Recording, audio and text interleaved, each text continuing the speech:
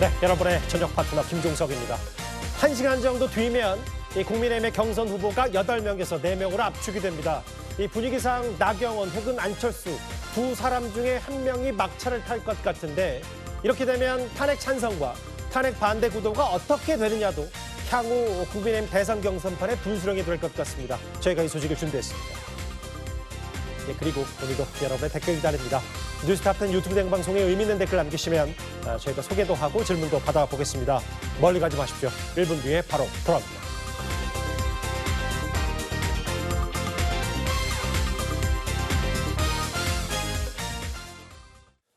예, 오늘도 뉴스탑10이 자랑하는 뉴스고수 네 분과 함께합니다.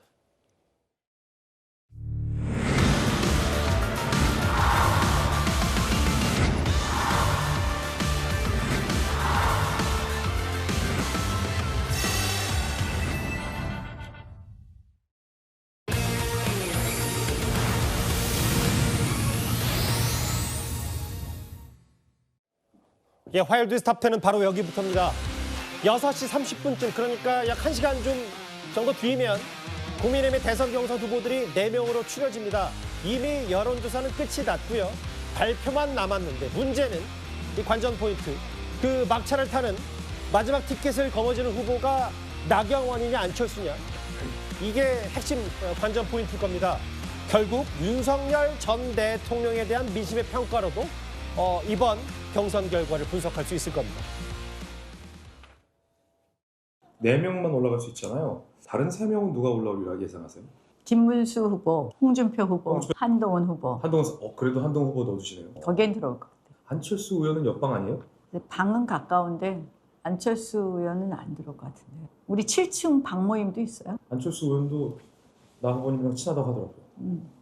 근데 뭐 또 지금까지 대선 경선에 참여하시지 않고 대선 후보군에 속하지 않았던 지금까지 뭐 1% 받지 못하셨던 분이 아닐까 싶습니다. 나경원 후보가 지금 그 카테고리에 속합니다. 나경원 후보가 떨어질 거다. 가슴 아프지만 그렇게 예상하고 있습니다. 저는 안철수 의원 흉본 적은 없는데 뭐 최근에 이상한 말씀 다 말씀하시더라고요.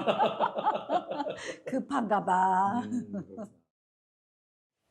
좀 더 자유로운 자리에서 말을 한 저희 국회의사당 앵커스에 출연한 나경원, 안철수 두 사람의 목소리를 들어봤습니다. 서로 본인들이 올라가고 상대방이 떨어질 거라고 얘기했는데요.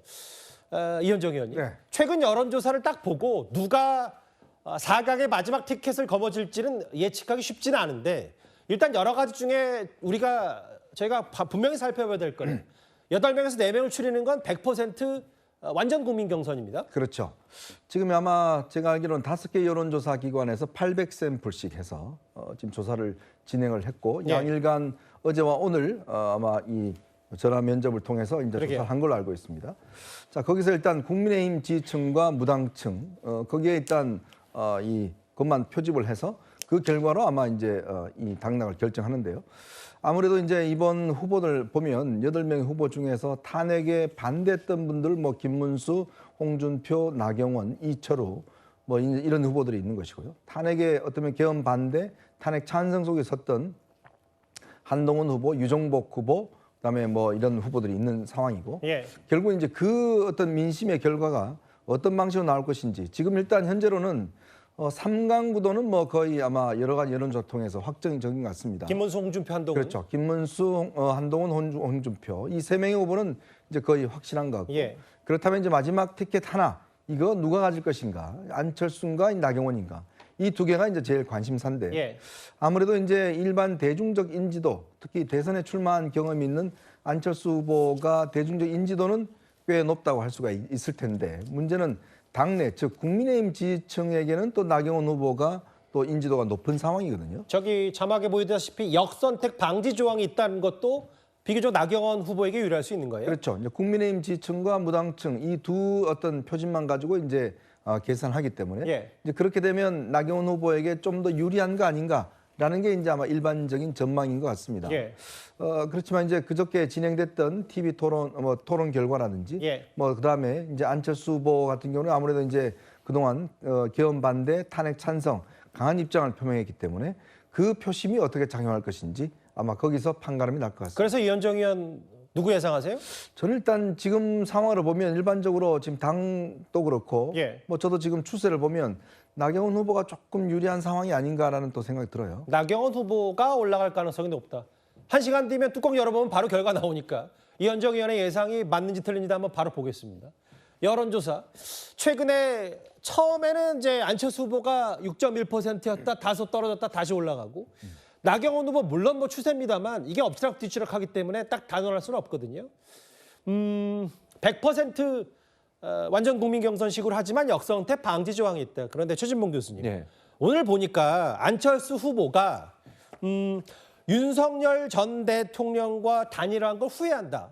오늘 컷오프 날에 이런 메시지도 내놨단 말이죠. 급한 거죠, 사실은. 안철수 후보 입장에서는 본인이 4명 중에 1명이 돼야 되잖아요. 그래서 아마 이제 소위 이런 표현, 극약 처방을 한 게 아닌가 하는 생각이 듭니다. 예. 사실은 저 부분에 대해서 사실 논란도 많았고 본인은 탄핵에 찬성을 했지만 본인이 그런 행동을 한 것에 대해서 사과를 제대로 한 적은 없었거든요. 예. 심지어 본인이 뭐 본인의 신체에 대해서 일부를 얘기하면서까지 그때 만약에 그렇게 되면 이렇게 하겠다 이런 얘기까지 했거든요. 근데 그런 부분들을 전혀 사과하지 않고 있다가 막판에 와서 이런 얘기를 한다고 하는 것은 아무래도 이번에 좀 밀리고 있다고 하는 긴장감이 있는 것 같아요. 여유롭게 이길 수 있다면 이런 얘기를 할 필요가 없거든요. 물론 뭐 출마 선언 때도 한번 하긴 했어요. 광화문에서. 예. 그러긴 했지만 이제 명확하게 본인이 다시 한번 사과를 표명했다고 하는 것은 아무래도 4번째 후보가 되기 위한 최종적인 어떤 승부수를 던졌다 이렇게 볼 수 있을 것 같아요. 아무래도 구도 자체를 탄핵에 찬성하는 사람, 탄핵에 반대하는 후보 이렇게 2대2로 만들고 싶은 의미가 있는 것 같습니다. 예. 그걸 통해서 본인이 지금 어필할 수 있는 게 그거밖에 없거든요.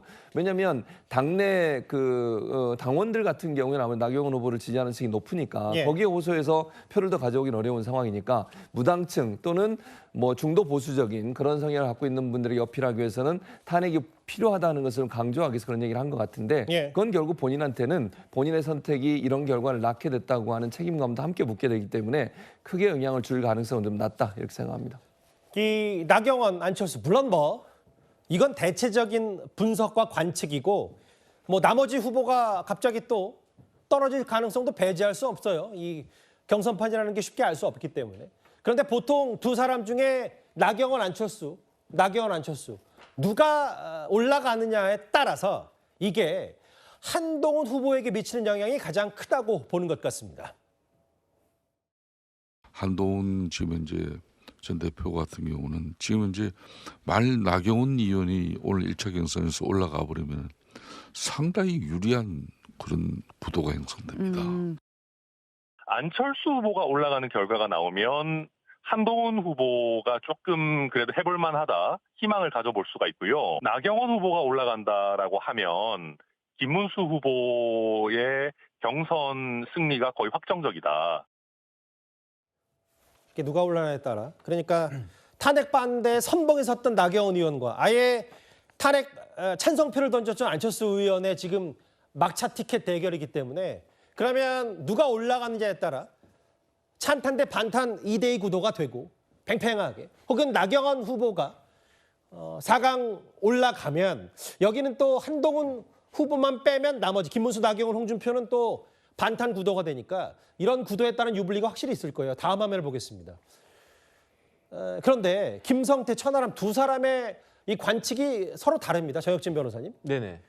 김성태 의원 얘기는 그냥 표면적으로 나경원 후보가 올라가면 반탄 대 찬탄 구도가 3대1이라서 한동훈 후보에게 유리하다고 했습니다. 그게 그렇게 따지면은 그 반탄 쪽이 표가 분산될 수 있다. 충분히 뭐 납득이 가는 그러한 설명이라고 저도 이해는 되는데 예.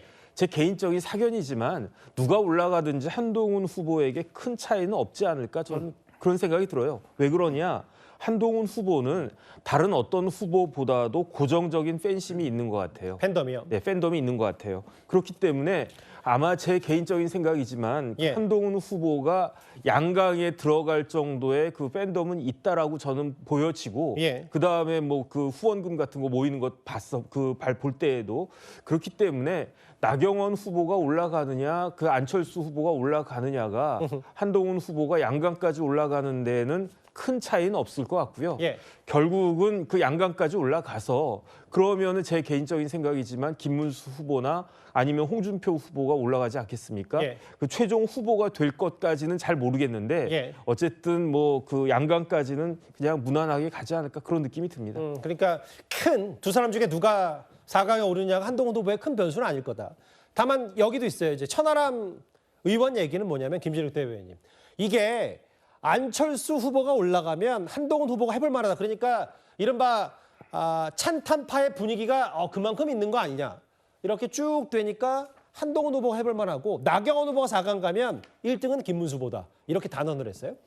글쎄요, 지금 이제 각종 해석이 분분할 수밖에 없는데 제가 볼 때는 안철수 후보가 올라갈 수도 있고 못 올라갈 수도 있는데 올라가게 되면 천하람 그 의원이 얘기한 것 중에 한 부분은 맞는 것 같아요. 어쨌든 지금 국민의힘의 경선 과정 속에서 예. 탄핵의 강을 어떻게 건너갈 것인가 또 이 윤심의 강을 어떻게 건너갈 것인가 하는 부분이 지금 그렇게 크게 확대돼서 그 구도가 쌓이지 않았거든요. 예. 그런데 안철수 후보가 올라간다고 한다면 이 부분 지금 방금 전에 얘기했던 부분에 대해서는 아마도 이슈화가 보다 더 크게 활성화될 가능성은 분명히 존재합니다. 예. 그런데 안철수 후보가 만약에 4강에 올라간다고 하면 예. 결과적으로 보면은 또 2인으로 압축되는 과정이 들어가는데 예. 여기에서는 찬탄파 한 명, 반탄파 한 명으로 압축될 가능성이 상당히 높아지고 그 과정 속에서 한동훈 후보 같은 경우에는 안철수 후보와 한 번 더 일합을 겨루어야 되는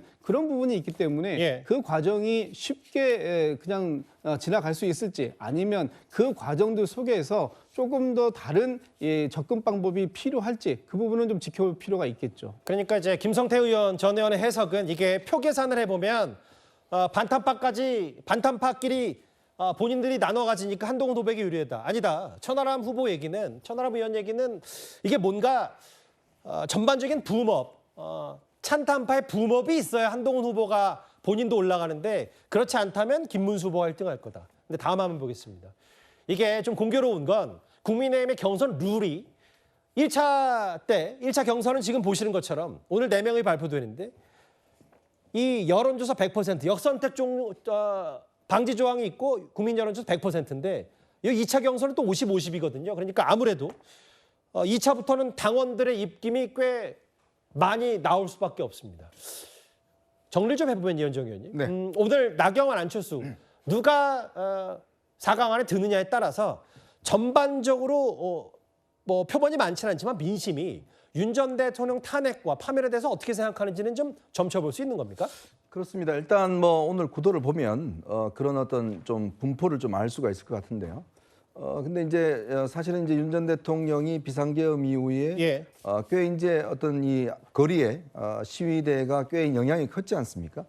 그때만 하더라도 이제 탄핵 반대의 목소리가 꽤 컸습니다. 예. 컸고 실질적으로 이제 탄핵이 기각될 것이다, 각하될 것이다라는 그런 이 여론이 많았어요.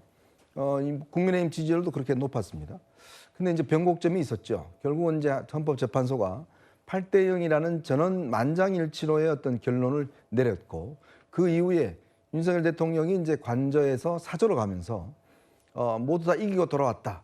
또 뭐 5년 하나 3년 하나 뭐가 차이 나느냐 뭐 이런 이야기라든지 실제로 또 윤석열 신당 창당의 이야기가 있었지 않습니까? 그러니까 이런 것들이 지지층에게는 그동안 본인들이 어떤 윤 대통령을 지켜야 된다. 자, 이런 것들에 대한 것들이 좀 희박해져 가는 단계가 아닌가 싶어요. 즉, 윤 대통령 관계를 일정 정도 이제 끊어야 된다는 거예요. 예. 그러니까 오죽했으면 나경원 후보도 그런 이야기 했지 않습니까? 가장 앞장서서 윤 전 대통령 옹호한 분이었는데 이제 윤 대통령 이야기 그만하자.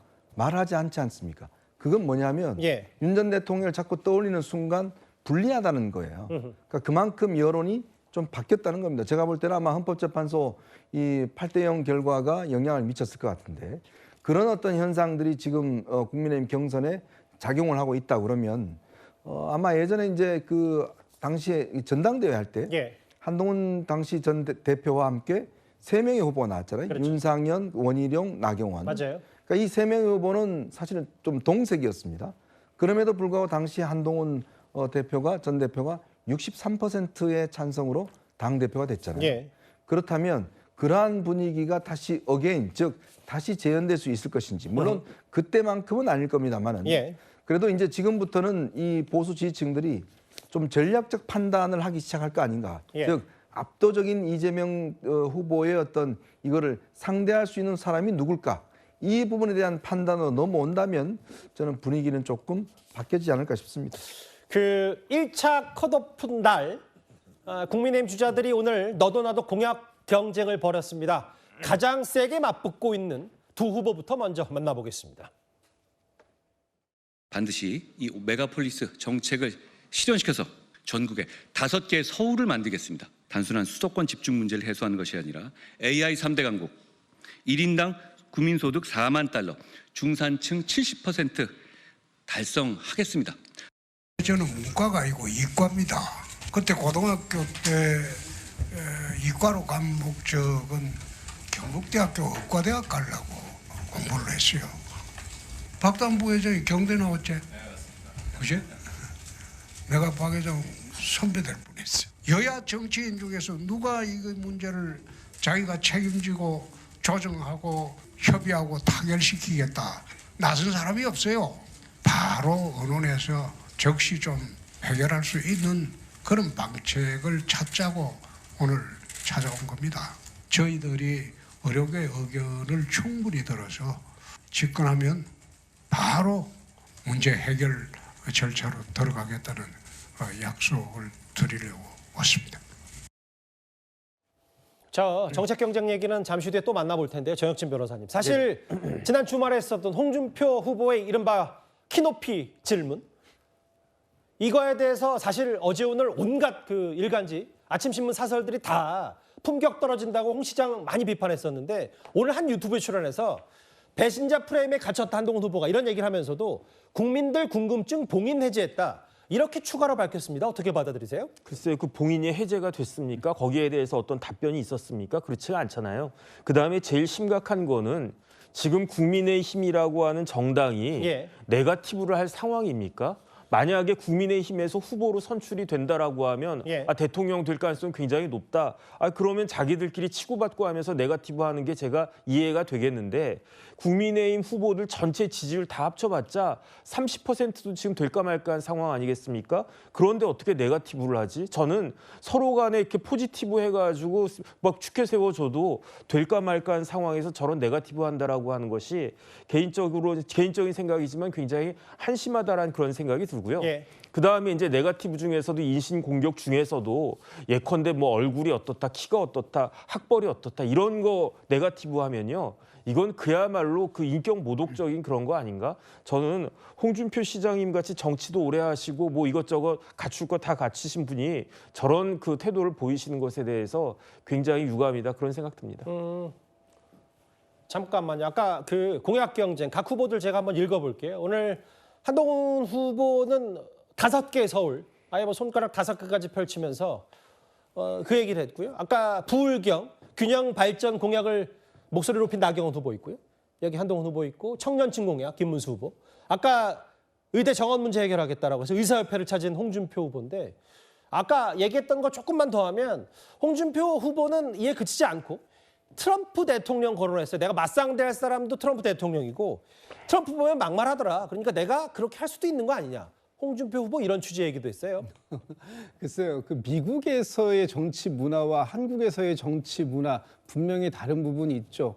그런데 미국의 트럼프 대통령이 그렇게 했다고 해서 한국의 대통령도 그렇게 똑같이 해야 된다. 저는 이 부분에 대해서는 뭐 동의하기 어렵고 많은 국민들께서도 정치는 좀 품격이 있어야 되는 거 아니냐? 그리고 막말이 우리 정치에서 일상화되는 것은 막아야 되는 거 아니냐? 이런 생각들 많이 가지고 계실 거라고 봅니다. 그런 차원에서 보면 지금 홍준표 후보께서 말씀하시는 그런 부분들이 과연 그 지금의 이 국민의힘의 지지층이나 또는 예. 일반 국민들에게 어느 만큼 이렇게 소구력 있게 다가설 수 있을지 저는 좀 굉장히 좀 부정적으로 보이고요. 지금 트럼프 대통령과 이 상대를 해서 막말 경쟁을 할 게 아니지 않습니까? 어쨌든 각국의 서로의 자국의 이익을 지키기 위해서 한치의 더 그 머리를 더 쓰고 알겠습니다. 깊은 고민을 해야 되는 상황 속에서 막말로 어떤 경쟁이 되겠는가 하는 부분에 대해서는 다시 한번 생각하셔야 될 부분이다 생각합니다. 뭐 두 분 다 공이 홍준표 후보의 저 말을 비판하셔서 뭐 굳이 뭐 기계적 균형을 맞출 필요 없지만 홍준표 후보 말만 한 번 더 해드리면 일단 의대 정원, 윤석열 정부의 의대 증원 2,000명 이 부분에 대해서 본인은 줄기차게 초반부터 반대했었고 그래서 본인이 의대 정원 문제를 해결하겠다고 했고 나머지 후보들 청년, 중산층 딱 타깃들이 확실합니다. 그런데요. 최근 후보들의 행보들을 보면 어떤 전략을 쓰는지가 조금씩 더 감이 잡힐 수밖에 없습니다. 한동훈 후보는 먼저 스킨십 전략입니다. 해봤죠. 근데 당근도 좀 했는데 저는 중고 기타나 중고 앰프 같은 거 거래를 많이 했어요. 근데 좀 얼굴이 알려진 다음부터는 만났는데 막 알아보고 그러더라고요. 근데 알아보기만 하는데 막 내고를 너무 심하게 요구해서 아이씨 나가면 안 되겠다 싶어가지고 반에 깎아달라고 그러면 안 되잖아요, 사실.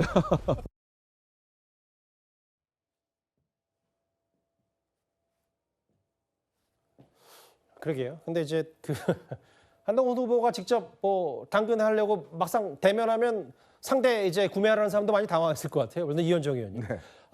최근에 뭐 유튜브를 켜고 본인 이동 중에도 라이브 방송하면서 뭔가 친밀감을 과시하려고 하는 한동훈 후보인데 특히 최근에 보면 뭐 경주라든지 대구라든지 이런 데 가서 이른바 해피워크 전략.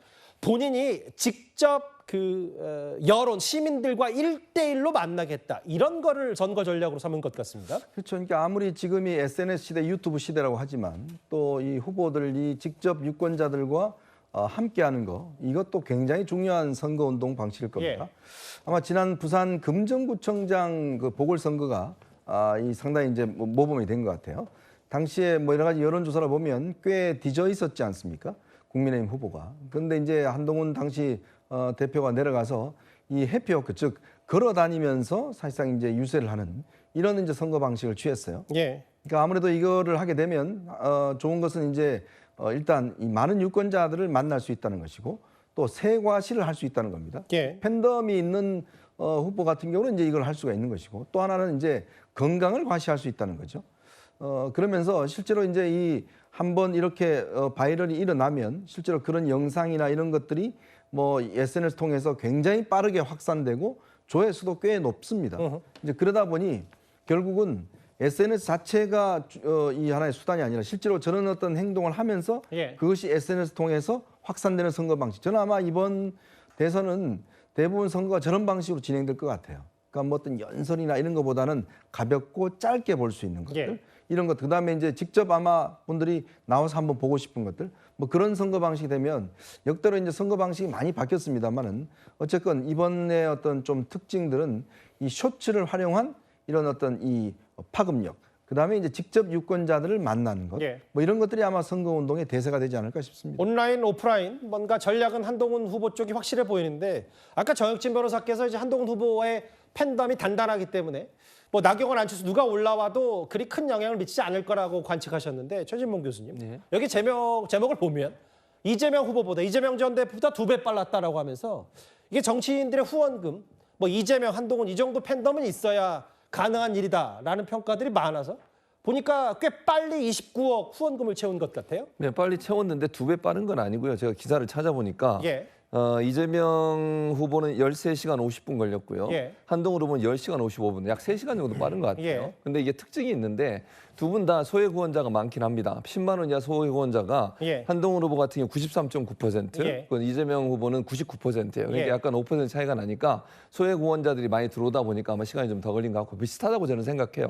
분명한 건 한동훈 후보에 대한 팬심은 강하다. 그건 분명한 것 같고요. 그런 점들이 후원금 모금에도 영향을 미치고 지금 상황에서 어쨌든 일반적으로 한동훈 후보가 갖고 있는 여러 가지 그 강한 팬덤 자체는 실제 선거에도 영향을 미칠 가능성이 있어요. 그러니까 우리가 얘기하는 이런 소위 그 당심이라고 하는 부분을 너무 기대하고 있는 것은 별로 도움이 안 된다고 저는 보거든요. 일반적 대중들에 대한 팬심이 강한 것 예. 이런 것도 대단히 중요하기 때문에 한동훈 후보에 대해서 일정 부분 팬심이 작동하고 있다는 걸 볼 수 있는 하나의 어떤 단초는 제공했다 이렇게 봅니다. 스킨십을 넓히겠다, 뭐 많이 걷겠다. 한동훈 후보의 선거 전략은 이렇다면 김문수 후보는 일단 국민의힘의 전통적인 지지층 결집에 총력을 기울이는 전략인 것 같습니다. 오늘 김문수 캠프에 이 사람도 합류를 했습니다.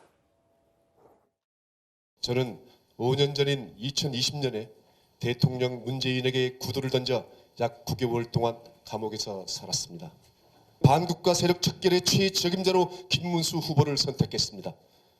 신발을 바뀐 거는 조금 어떻게 보면 위협 정권적 행위를 한 거라고 볼 수가 있는데 지지선을 받는 적절한지. 신발 열사 저분은 신발만 던진 게 아니라 좋은 일들 굉장히 많이 하신 분입니다. 문재인 대통령 잘못한 거 많지 않습니까?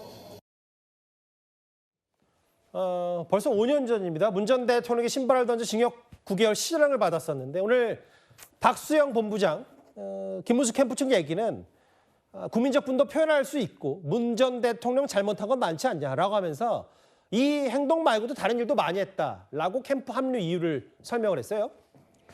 일단 제가 찾아보니까요. 그때 이제 체포가 되긴 됐었거든요. 그렇지만은 1심부터 공무집행방해죄는 무죄 나와가지고 최종적으로는 징역 8개월에 집행유예 2년 받았습니다. 예. 그런데 아마 민주당 그다음에 문재인 대통령을 지지하는 사람들 입장에서는 굉장히 분노할 만한 일이긴 하지만 오히려 그 국민의힘 그 지지하는 사람들 입장에서는 뭐 그렇게까지 문제가 되지는 않는다라고 생각을 하는 것 같아요. 그러니까 김문수 캠프에서는 저 이른바 신발 열사를 이렇게 모셔온다고 하더라도 지지층 결집에 오히려 그 도움이 될 것이 아닌가 그렇게 판단을 한 것 같고요. 예. 과연 어떤 판단이 맞는지 이제 어쨌든 일단은 국민의힘에서 후보가 되는 것이 필요하니까 그렇죠. 그 진짜 본선에서 어떤 영향을 미칠지 모르겠지만 예. 아마 박수영 그 의원을 비롯한 김문수 캠프에서는 그 이번 경선에서는 도움이 되리라고 생각을 했으니까 모셔온 것이 아닌가 싶습니다. 각 캠프별 뭐 정책도 그렇고 캠프 합류 혹은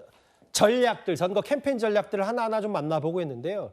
저 김진욱 대변인께 이게 좀 궁금했어요. 오늘 아침에 이 선관위 부위원장 이양수 사무총장이 한 라디오 인터뷰에서 뭐라 그랬냐면 경선 토론 방식을 청년들한테 다 맡겼고 조회수가 민주당 3배 압도했다. 오늘 아침인가요? 뭐 국회 목욕탕에서 강훈식 의원 만났는데 강훈식 의원이 뭐 여러 가지 묻는 거 보니까 민주당에서도 국민의힘 이 토론을 많이 관심 갖는 것 같더라.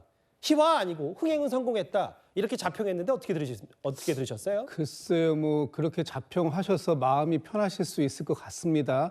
그러나 국민들의 반응이 더 중요한 거 아니겠습니까?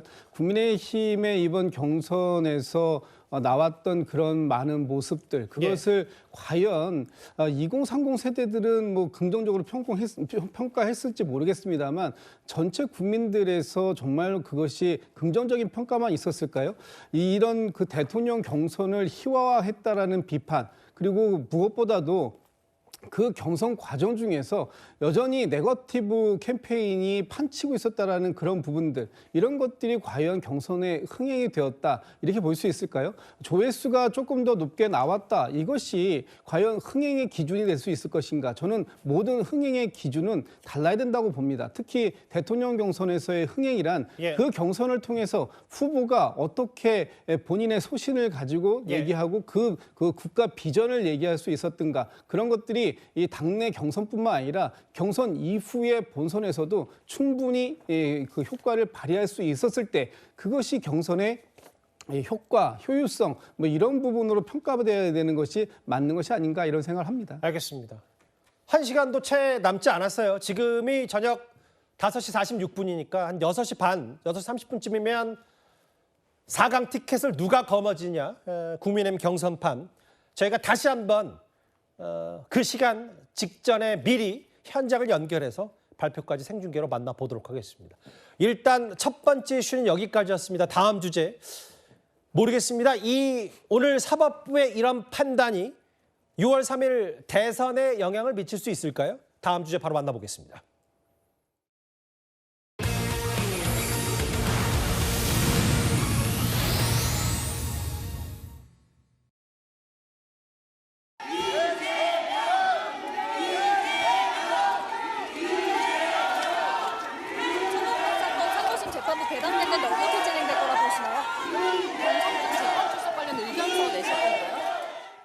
이재명이 이렇게 검찰의 상고 이유서를 빨리 받았지? 저도 의문이었는데 인편을 통해서 전달을 했대요. 이재명이 피해 다닐 수가 없는 거죠. 인편으로 소송 서류를 전달함으로써 이게 사건 번호도 부여되고 심지어 배당도 최대한 빠른 속도로 된 겁니다. 그리고 배당이 됐다는 얘기는 곧 선고밖에 안 남았다. 이 변수가 정말 이재명 전 대표의 공직선거법 위반 사건이 대선 전에 최종 대법원의 판단이 내려질 수 있을까요? 오늘 알려진 얘기입니다. 이 선거법 위반 사건에 대한 최종 판단이 대법원 전원합의체에서 내려지게 됐습니다. 그러니까 대법원장이 곧바로 재판장이 돼서 이 사건을 선고하겠다는 의미일 텐데요. 이걸 두고 많은 얘기들이 있습니다. 먼저 저혁진 변호사님. 네네. 이게 이례적이라는 평가들이 많더라고요. 제가 봤을 때 이례적이지는 않고요. 예. 일단은 대법원에서 어떻게 진행됐는지 설명드리면 3월 28일에 대법원에 접수가 됐어요. 예. 그런 다음에 검찰에서 상고 이유서 제출한 게 4월 10일이었습니다. 그다음에 피고인 이재명 대표가 답변서를 언제 제출했느냐? 어제 제출했어요. 그러니까 어제 답변서를 제출하자마자 대법원에서 주심 대법관 정하고 재판부까지 지정하고 그리고 나서 전원합의체로 돌려가지고 전원합의체 심리 기일까지 지정한 게 그게 오늘입니다. 그런데 법원 조직법을 보면요. 원칙적으로 전원합의체가 원칙이에요. 그런데 실질적으로는 이른바 부에서 그 4명 정도로 구성된 법에는 3명 이상이면 부를 구성할 수 있다라고 되어 있는데 일반적으로 4명으로 구성되어 있는 대법원 부에서 이걸 하는 것이 원칙인데 이 정도 사건이면요. 법원 조직법에도 어떻게 규정이 되느냐. 그 부에서 재판하는 것이 적당하지 않다라고 생각되는 경우에는 전원합의체에서 하도록 그렇게 되어 있습니다. 그다음에 이게 지금 제일 유력한 대선 주자 관련된 피선거권을 박탈하느냐 유지하느냐를 결정하는 그런 재판인데 이걸 당연히 전원합의체에서 할 것이다라고 저는 생각을 갖다 했었고요. 그런데 생각보다 전압으로 빨리 갔다 저는 그런 생각이 들어서 전원합의체로 빨리 간 게 뭐 이례적이다라는 말씀이신가요? 제가 봤을 때는 그렇습니다. 저는 오히려 시간 좀 넉넉히 잡고 하지 않을까 싶은데 오늘이 4월 22일이잖아요. 제 개인적인 생각이지만 6월 3일 이전에 대법원에서 판결을 내릴 가능성이 굉장히 높아 보인다. 그런 추측이 됩니다. 그러니까 정혁진 변호사 말씀은 전원합의체로 회부된 건 뭐 전례가 없는 일이 아니고 예상을 했으나 이게 회부되는 과정이 속도가 있기 때문에 뭐 예상컨대 6월 3일에 그게 유죄든 무죄든 그 공직선거법 위반에 대한 최종 판단이 나올 가능성이 있다라는 말씀이신 거네요. 일단은 제가 만약에 공직선거법이 항소심에서 예상을 깨고 무죄가 나오지 않았습니까? 그런데 1심하고 똑같은 형이 나왔으면 아마 대법원 전원합의체 판결로 해가지고 금방 5월 중에는 판결 선고가 충분히 나오고도 남았을 것이다라고 저는 생각을 했었고요. 그런데 1심과 2심이 바뀌었으니까 그러니까 판결이 어떻게 될지 조금 그 논란의 여진이 있긴 하지만 하지만 그 조희대 대법원장이 계속 633 원칙을 밝혔단 말이에요. 633 원칙에 의할 때 이 이재명 대표에 대한 선고는 6월 26일까지 나와야 되는데 6월 26일에 판결 선고 나오면 그건 의미가 없지 않습니까? 그때 만약에 유죄가 나온다라고 하면 우리 국민들은 대선을 한 번 더 치러야 된단 말이죠. 그러니까 대법원에서는 이 정도가 됐으면 6월 3일 이전에 유죄든 무죄든 선고를 할 가능성이 굉장히 높아 보인다. 그러니까 정치적 파장을 좀 고려했다. 여기 보면 대법원장이 직접 회부를 결정했고 이게 공직선거법 위반이 1심에서는 징역 1년, 2심에서는 아예 무죄, 180도 바뀌었기 때문에 뭔가 대법원이 꼼꼼히 따져볼 필요가 있겠죠. 이 전원합의체 회부 결정은 조희대 대법원장이 직접 결정한 걸로 알려졌습니다. 이 대법원장은 그동안 신속하고 공정한 재판을 강조해왔습니다. 무엇보다 사법부는 신속하고 공정한 재판의 구현이라는 사법부 본연의 임무에 더하여 국민의 사법 접근성을 강화하기 위해 부단한 노력도 병행하고 있습니다. 올해는 어느 때보다 사법부의 역할과 책임이 막중합니다. 사법부 본연의 사명인 신속하고 공정한 재판을 위한 노력은 2025년에도 계속되어야 합니다. 그런데 전원합의체 회부도 회부인데 그 이현정 의원님 오늘 보니까 당일에 심리를 했어요. 첫 합의기를 진행했습니다. 속도전입니까? 그러니까 이게 지금 대법원의 오늘 전원합의체, 그러니까 이 회부 자체가 정익진 변호사 설명했습니다만은 이게 뭐 이게 자체 이례적인 건 아니지만 속도가 일단 좀 예상외로 빠르다는 거죠. 이번에 사실은 그 검찰, 그러니까 2심의 기록이란 이런 것들이 원래는 이제 뭐 며칠을 걸쳐서 이렇게 서류가 가요. 근데 이번에는 인편을 통해서 바로 당일날 이렇게 이관이 됐습니다. 그만큼 이번 재판이 가지고 있는 이 정치적 의미가 워낙 크기 때문에, 그리고 대선이라는 게 지금 눈앞에 있기 때문에 대법원도 일단 국민들에게 뭔가 이재명 대표에 대한 어떤 정확한 정보를 주고서 판단하게끔 해야 된다는 그런 어떤 저는 이 책임감을 가지고 있지 않는가 싶습니다. 그러니까 이재명 대표 입장에서도 보면 본인이 이 문제에 대해서 완전히 클리어하고 국민들의 심판받는 게 본인한테도 훨씬 낫고, 나중에 또 대통령이 된다 하더라도 그것이 뭐 여러 가지 사법적 논란, 즉 재판이 진행되느냐 마느냐, 이게 무수한 논란도 종식시킬 수 있기도 낫고, 저는 이재명 후보에게도 절대 불리하지 않는 거라고 봅니다. 그리고 본인이 만약에 이거 한다면 무죄가 낫지 않습니까? 2심에서. 그럼 빨리 무죄 확정을 받고 선거 치르면 그보다 더 좋은 건 없겠죠.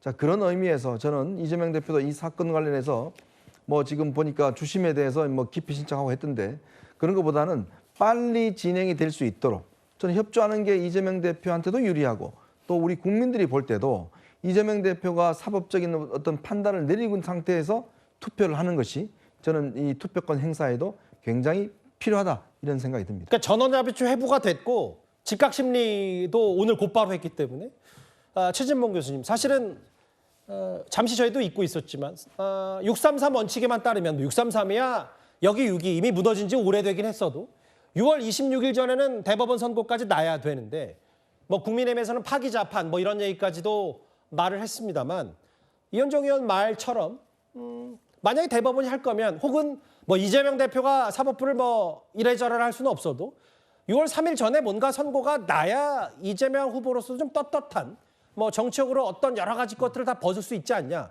이 얘기는 어떻게 들으셨어요? 그건 이제 대법원이 판단할 문제죠. 우리가 정치적으로 이래라 저래라 대법원한테 얘기할 수 있는 상황은 아니라고 생각해요. 대법원이 절차에 따라서 할 거고요. 지금 저희도 대법원장이 신속하고 공정한 두 가지가 같이 포함되어 있습니다. 신속하게 하는 것도 필요하지만 공정하게 해야 되겠죠. 그리고 이제 1심과 2심의 결과가 완전히 다르기 때문에 이걸 좀 더 깊이 들여다볼 필요가 있다고 생각을 해요, 저는. 왜냐하면 공정한 재판이 이루어져야, 신속 때문에 공정이 이루어지지 않으면 안 되는 거니까요. 둘 다가 중요하기 때문에 저는 대법원에 잘 판단할 거라고 생각해요. 지금 얘기했듯이 뭐 이걸 바로 전원회부처에 넘겨서 빨리 하려고 하는 시도를 하는 거, 뭐 그것도 괜찮습니다. 대신 공정하게 해야죠. 어느 한 사람에게 불리하게 결과가 나오면 안 되는 거니까요. 그래서 저는 정치권이 여기에 대해서 이래라 저래라 왈가왈부할 필요 없다. 대부분이 알아서 잘 하실 거예요. 대법원에 있는 재판관들이 공정하게 잘 하실 걸로 믿고, 언제 결과가 나올지는 우리가 알 수 없지만 대법원의 절차에 따라서 잘 진행할 거라고 저는 생각하기 때문에 특별히 뭐 시점이 언제가 될 거다, 이걸 뭐 제가 얘기하는 것도 적절하지 않다고 저는 생각하고요. 대법원의 판단을 기다리면서 정치권은 법원의 판단을 존중하는 그런 자세를 취하는 게 맞지 않을까, 그렇게 생각합니다. 일단 이미 국민의힘의 법률위원장인 주진 의원은 대법원의 성향을 이렇게 분석한 바 있습니다. 직접 한번 듣고 오겠습니다.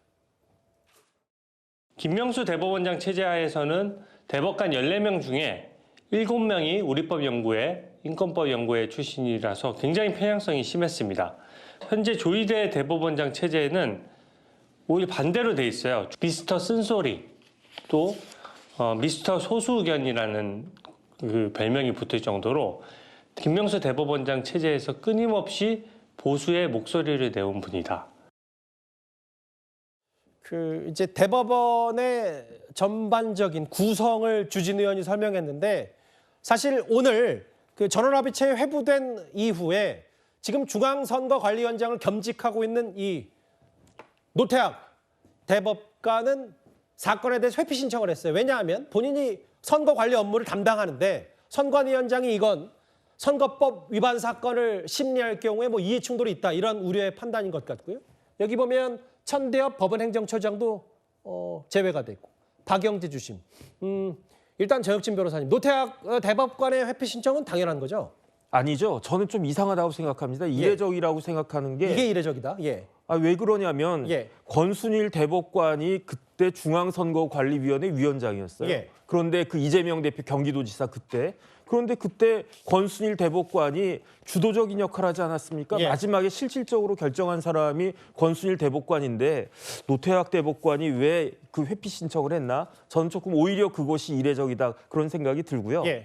대법원은 어떻게 구성되어 있느냐? 대법원장 한 분하고 예. 대법관이 13명이에요. 그런데 14명이 다 재판한 게 아니고 그중에 법원 행정처장은 재판 안 합니다. 예. 그러니까 재판은 13명이 하는데 그런데 지금 현직 대법관 구성을 보면은 노태학, 이훈구, 천대엽, 오경미 대법관까지 문재인 대통령이 임명을 했어요. 예. 그다음에 나머지 10명 중에서 9분은 윤석열 대통령이 임명하고 그다음에 마지막 한 분을 최근에 한덕수 권한대행이 임명했단 말이죠. 그러니까 어쨌든 문재인 대통령이 임명한 사람은 4명인데 예. 그중에서 천대엽 법원행정처장도 문재인 대통령이 임명했기 때문에 그렇기 때문에 천대엽 행정처장 재판에 안 할 거고 거기에다가 노태학 대법관까지 스스로 회피해가지고 빠진다라고 하면 12명이 재판하는데 문재인 대통령이 임명한 사람은 2명밖에 없게 되는 거거든요. 뭐 결과적으로는 그렇게 되네요. 그다음에 이제 주심 박영재 대법관 당연히 윤석열 대통령이 임명한 거고 예. 그다음에 다른 걸 다 떠나가지고 이런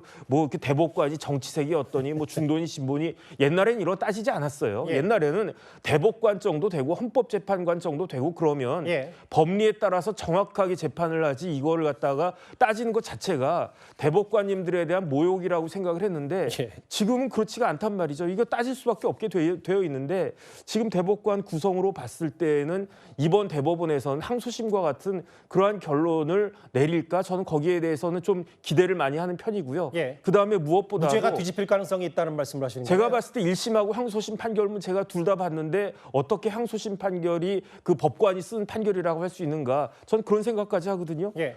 만약에 그렇다라고 하면은 대법원에 의해서 뒤집힐 가능성이 상당히 있지 않을까? 그런데 중요한 건 뭐냐면은 예. 언제 그 선고가 나올 것이냐?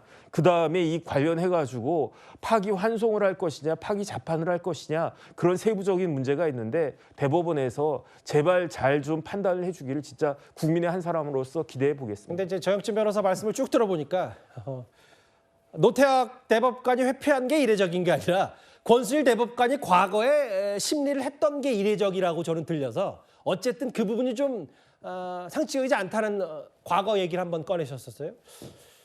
뭐 이렇게 되면 문재인 전 대통령이 임명했던 대법관이 2명밖에 안 된다라는 분석도 해주셨는데 다음 화면을 볼게요. 근데요, 김진욱 대변인, 오늘 민주당 쪽에서 하는 얘기는 뭐냐면 여기 앞에 계신 두 분은 속도전을 얘기했지만 아니다. 이게 대법원 전원합의체 회부가 됐기 때문에 오히려 이 대법관들이 의견을 모으는 시간이 길어져서 빨라도 넉 달에서 5달 정도 걸릴 거다. 이게 박균택 의원의 주장이었거든요. 뭐 제가 뭐 법조인은 아닙니다만 지금 박균택 의원의 말씀이 그래도 비교적 상식적 선에서 말씀을 주시고 계신 게 아닌가 싶습니다. 예. 먼저 이 대법관들의 성향 분석, 저는 정말 의미 없는 얘기라고 봅니다. 예. 지난번에 헌법재판관들에 대한 성향 분석 가지고 이 자리에서도 얼마나 많은 얘기들이 있었습니까? 그런데 결론이 어떻습니까? 대법관들이 정치적인 성향, 어떤 그런 보수, 진보 이런 성향을 가지고 판단했다 이렇게 보십니까? 저는 그렇지 않다고 봅니다. 헌법적 가치, 이 법률적 기반을 통해서 거기에 기초해가지고 판단을 내렸듯이 예. 이번에 대법관들께서도 본인들을 누가 지명했는지 누가 임명했는지와 전혀 관계없이 예. 어디까지나 법의 그 법리에 따라서 판단하는 것이 원칙이다라고 보여지고 지금 자꾸 이렇게 우리 지금 법조에 있는 계신 분들을 어떤 구분을 짓는 것 이런 것들을 또 정치권에서 나서서 짓고 있는 것 저는 이거 굉장히 문제 있다고 봅니다. 뭐 우리법 연구회나 인권법 연구회 이런 얘기를 자꾸 하면서 그런 뭐 성향들이 어떻다고 그러는데 그 성향과 아무런 관계없이 이 법에서 판단하는 것을 왜 정치권에 나서서 이렇게 자꾸 감나라 배나라 하는 식으로 얘기를 하는지 모르겠다는 말씀 드리고 예. 대법원에서 할 일은 대법원에서 알아서 할 테니 좀 놔두고 지켜보는 것이 중요하다. 그리고 생각하고요. 지금 대법원에서 파기 자판을 할지 파기 환송을 할지 아니면은 그 지금 무죄 상황을 그대로 인정할지 그것은 아무도 모르는 겁니다. 그것을 미리 예단해서 우리가 마치 그것이 그런 결과가 안 나오면 알겠습니다. 잘못된 판단을 한 것처럼 그렇게 생각하는 것 그것도 잘못된 것이다라는 말씀 드리고 싶습니다. 근데 김진욱 대변인 말씀에 조금만 두 가지만 첨언하면 첫 번째는 그 윤 전 대통령 파면 여부 탄핵 심리 때만 빼고는 헌법재판관들도 뭔가 성향별로 한덕수 전 총리권이나 이진욱 방송위원장 건도 나눠지지 않았냐. 혹은 뭐 여권 국민의힘만 재판관 성향 얘기하는 게 아니라 기억하시잖아요. 박찬대 원내대표도 장외에서 뭐 조한창, 뭐 김복형, 뭐 정영식 이런 사람 외쳤으니까 그건 뭐 사실 정치권에서 누가 잘못했다고 단언할 수는 없는 거예요. 대법원장이 직접 챙기겠다. 1심과 2심의 이 공직선거법 위반 판단이 180도 달라졌기 때문에 대법원에서 신중하게 들여다볼 필요가 있다. 그래서 전원합의체 회부가 됐다. 다음 화면을 보겠습니다. 참 이현정 의원님 돌고 돌아서 이재명 후보하면 빼놓을 수가 없는 게 바로 이 대법원. 과거 5년 전 무죄 취지 파기환송. 근데 만약에 이 공직선거법 위반 재판 대법원 판단이 속도전을 벌인다면 또 한 번 이 사법부의 판단에 이재명 후보의 정치적 생명이 걸린 겁니까? 참 이걸 보면 이재명 대표는 상당 시간을 법원에서 보내지 않았냐는 그런 참 생각이 들고 이렇게 아마 한 개인이 대법원에 자주 가는 거는 아마 굉장히 드물 겁니다. 더군다나 또 이제 우리나라의 대통령이 되겠다고 나오신 분이 거듭해서 대법원에 가는 사례. 특히 이제 이번에 이 좀 국민적 관심이 있는 게 뭐냐면 일단 이번 사건 같은 경우는 일단 1심에서 지금 일단 유죄가 나왔고 2심에서 무죄가 나와서 그다음에 이제 지금 대법원에 갔지 않습니까? 근데 이제 이재명 대표 경기도지사 시절에 그때 사건을 보면 그때 1심에서는 무죄가 나왔어요. 그다음에 2심에서 유죄가 나왔습니다. 그때 벌금이 뭐 몇백만 원 나왔 제가 잘 기억이 안 나는데 그러다가 이 대법원에 가서 당시 이제 아까 설명하셨지만 대법원에서 전원 합의체에 가서 당시 이제 권순일 재판관이 적극적으로 미국의 판례를 설명을 하면서 그 분위기를 주도를 했고 그러면서 이 당시에 이제 김명수 대법원장이 거기에 한 표를 더 얹음으로 인해서 제가 알기로 5대 7인가요? 그걸로 인해서 파기환송이 돼서 당시에 극적으로 정치 생명이 살아났습니다. 자, 거기에 사례 비춰보면 이번 사례 같은 경우는 정반대의 지금 길을 가고 있는데 모르시겠습니다. 아직 대법원의 판결이 남았기 때문에 과연 그게 뒤집어질지 아니면 대법원에서 똑같은 지금 파기환송이나 뭐 아니면 무죄나 이런 것들이 다시 나올지 원심이 확정될지 이 부분 참 걱정인데 참 그렇습니다. 이걸 보면서 참 이재명 대표는 법원과 검찰과의 어떤 인연이 꽤 많으신 게 아닌가는 그런 생각이 드네요. 대법원의 전원 합의체 회부 혹은 즉각적인 당일 심리 이게 6월 3일 대선 전에 이 대법원의 최종 판단이 나올지 말지 앞으로 잘 지켜볼 관전 포인트가 오늘 새롭게 됐어요. 이 주제까지 만나봤습니다. 다음 주에 가볼 텐데요. 지금 여전히 뉴스의 중심에 서 있는 혹은 본인 스스로도 본인의 여러 차출론을 키우고 있는 이 사람을 만나보겠습니다.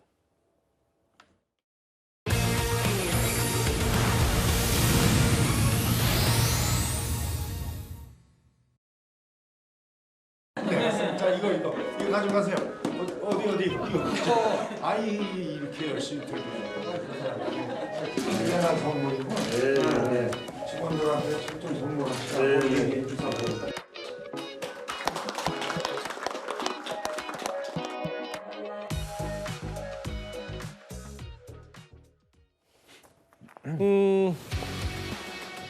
보신 그대로 국민의힘에서도 사실 한덕수 대행에 대한 출마 가능성을 매우 높게 보고 있는 이 와중에 한덕수 대행은 관련된 언급 없이 여전히 저렇게 현안 대응과 본인 대행으로서의 업무에 충실하고 있습니다. 아까 유인천 장관, 장미란 차관의 모습도 봤고 조금 전인가요? 조금 전에는 이제 프란치스코 교황 조문도 직접 한 한덕수 대행입니다.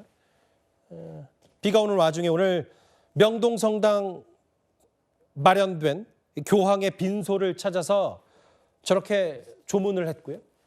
늘 사회적 약자를 사랑하셨다. 깊은 감사와 애도를 표한다라고 했고 이게 조금 전 유인천 장관과 함께 저렇게 명동성당을 찾은 한덕수 대행입니다.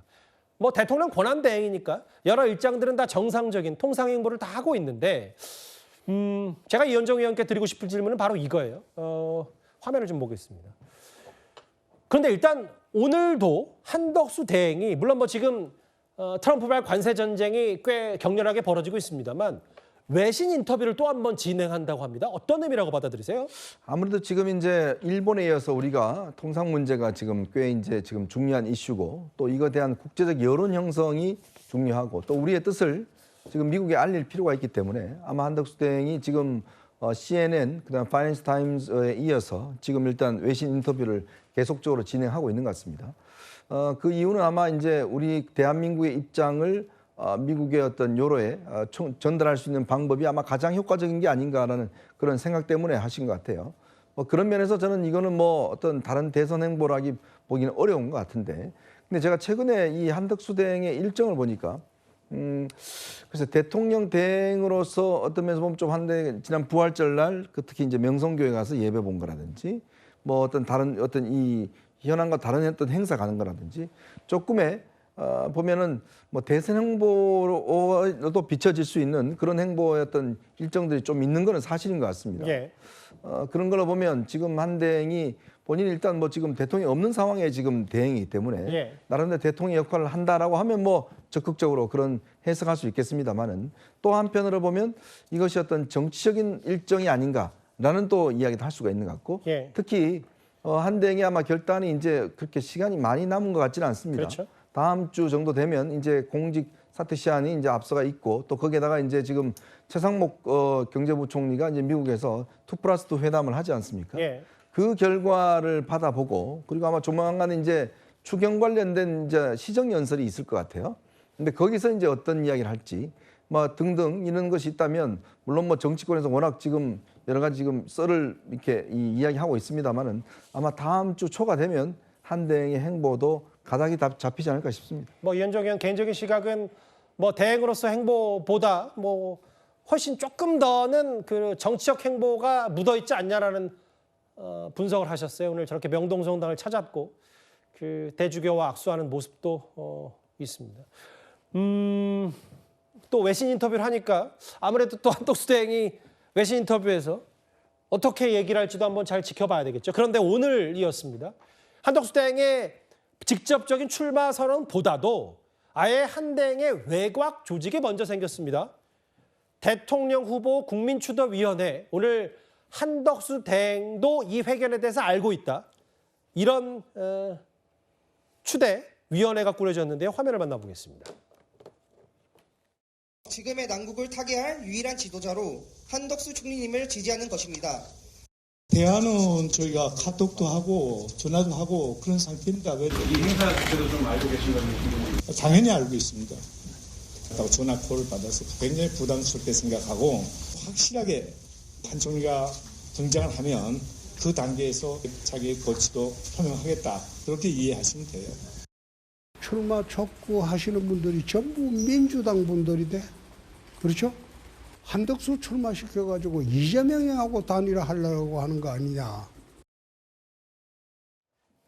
어제 오늘 뭐 홍준표 후보는 한덕수 대행을 이제 옆에서 좀 부추기거나 혹은 같이 후보로 내세우자는 쪽이 국민의힘 쪽이 아니라 민주당 쪽 아니냐라고 얘기를 했었는데 정혁진 변호사님. 네네. 오늘 명단은 공개할 수 없지만 이 한덕수 추대위 이 사람들은 지금 국민의힘 현역 의원 5, 60명과도 접촉한다. 아마 국민의힘은 아니고 현역 의원 5, 60명과도 접촉한다. 이렇게 얘기를 했어요. 그러니까 이제 국민추대위 일단은 대통령 권한대행이 출마 여부를 고민한다고 하는 것 자체가 사실 굉장히 이례적인 거죠. 거기에다가 국민추대위까지 조성됐다라고 하는 것도 더 이례적인데 제 개인적인 생각이지만은 그 추대위를 주도하시는 분이 한덕수 권한대행과 고등학교 동기동창이라고 하니까 친구분이신 것 같은데 한 권한대행과 교감이 있었나 그럴 것 같지는 않고요. 예컨대 한 권한대행이 야 이런 것 좀 만들어 보자 이런 이야기 하셨을 것 같다는 그런 생각은 들지는 않고 그다음에 고건 총리나 손학규 전 대표 같은 분들 제가 생각해 보니까 다 고등학교 선후배지간이에요. 그렇기 때문에 어느 정도 한덕수 권한대행을 잘 아는 분들이 지금 같은 우리나라 국가 위기 상황에서 한덕수 권한대행의 그 능력이 경험이 필요하다라고 생각하는 그런 분들은 많이 있는 것 같고 조금 전에 이현정 의원님 말씀하신 것처럼 한 열흘 안팎 끼면은 한덕수 권한대행이 어떻게 할 것인가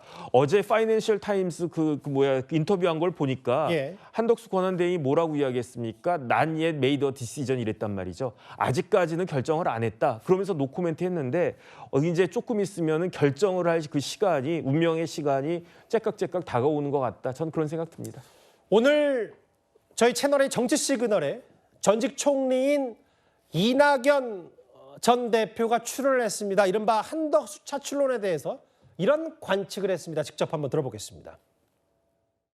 결국은 불려 나오지 않을까 싶습니다. 그분이 총리도 2번 하신 분이 대통령까지 해야 되겠다는 욕심 때문에 이러는 건 아닐 거예요. 예. 다른 유력한 대안이 있다면 편하게 선거 관리하고 물러나면 될 텐데 당신 나름의 책임감 때문에 고민하는 것은 아닐까.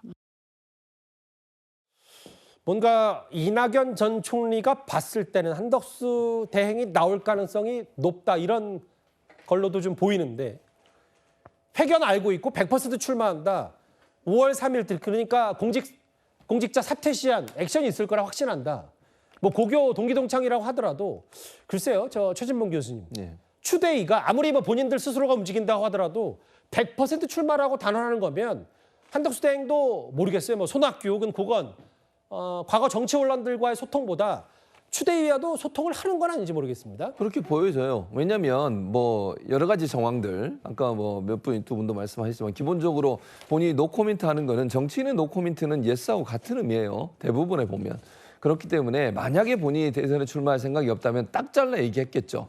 아니 본인이 권한대행을 하고 있으니까 대통령 권한대행 역할을 충실히 하겠습니다. 예. 대선에 나갈 생각이 없으니 이렇게 얘기를 해야 되는데 외신과의 인터뷰 내용을 보면 아주 애매모호하게 얘기를 해요. 그리고 하는 행동들 예를 들면 뭐 시장을 방문하려고 시도를 한다거나 지방을 방문하거나 이런 것들이 특별한 뭐 이유가 없는데 그렇게 가는 것은 대선 후보의 행보라고 볼 수밖에 없는 거잖아요. 그런 점에서 본다고 하면 한덕수 지금 권한대행 같은 경우는 출마를 거의 많은 부분 제 표현으로 합니다만 80% 이상도 확정하고 있는 게 아닌가 하는 생각이 들고 추대위가 저렇게 출범할 수 있었던 것도 한덕수 권한대행에 대한 교감 없이 이루어지기는 좀 어렵다고 저는 생각합니다. 저게 없이 그냥 추대위가 만약에 그렇게 추대위가 출범을 하게 되면 한덕수 권한대행이 뭐라고 얘기를 했겠죠. 한마디를 나의 의사와 관계없다든지 나와는 전혀 교감이 없는 상태에서 이루어졌다 이런 얘기를 하는데 전혀 하지 않고 있어요.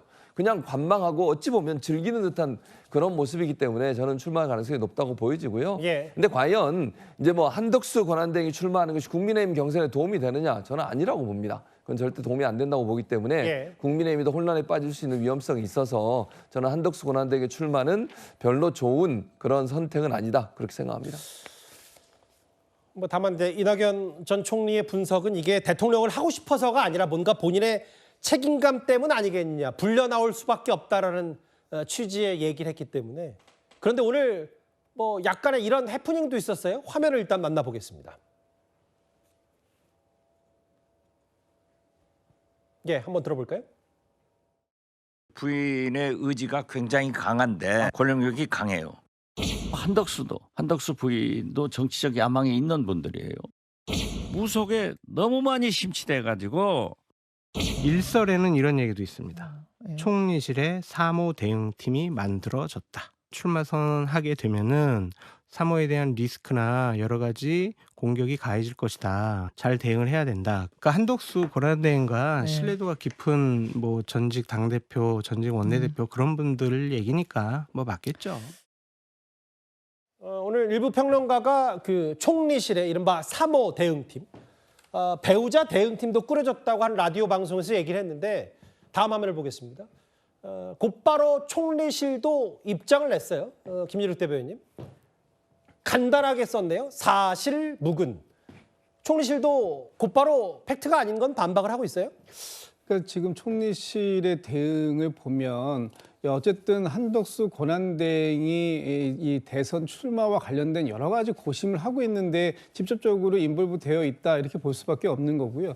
지금 한덕수 권한대행이 지금 모든 이 문제의 시발점입니다. 본인이 지금 대선에 출마하겠다, 하지 않겠다, 명확한 입장을 밝히지 않다 보니까 이 주위에 많은 구구한 억측들이 그 소문으로 나오고 또 그런 부분에 대해서 저렇게 사실 무근이다라는 대응을 해야 되는 거 아닙니까? 간단합니다. 나오겠으면 나온다, 안 나오겠으면 안 나온다, 이 말씀만 하시면 되는 거예요. 뭐 출마야 자유 의지를 가지고 하는 것인데 지금 한덕수 권한대행이 정말 자체 발광의 그런 느낌이 있는가, 아니면 그 한덕수 권한대행을 정말로 떠받쳐줄 조직이 있는가, 그 어떤 것도 확실하지 않은 상황 속에서 여전히 애매모호함을 유지하고 있는 것, 과연 무엇을 위한 것인지 납득할 길은 좀 아직까지는 없어 보인다는 생각이 들고요.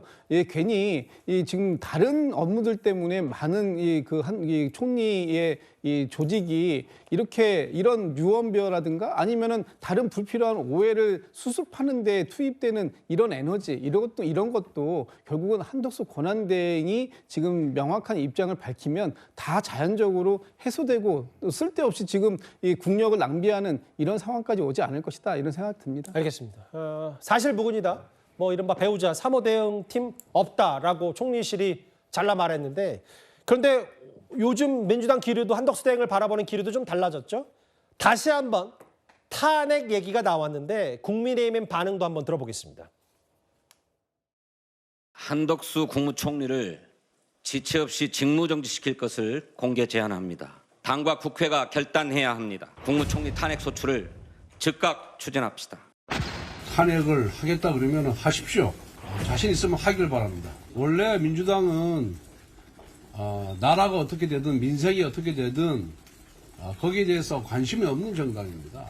기본적으로 이재명만 살리면 되고 집권만 하면 된다는 그 생각 외에 나머지 생각이 없는 그런 집단이기 때문에 한덕수 총리에 대해서도 계속해서 겁박하고 협박을 하고 있는 겁니다. 겁박에 그치지 말고 실행에 옮기길 바랍니다. 정혁진 변호사님, 민주당 지도부 가운데 한 명인 진성준 의원이 지체 없이 직무정지시켜야 된다고 했어요?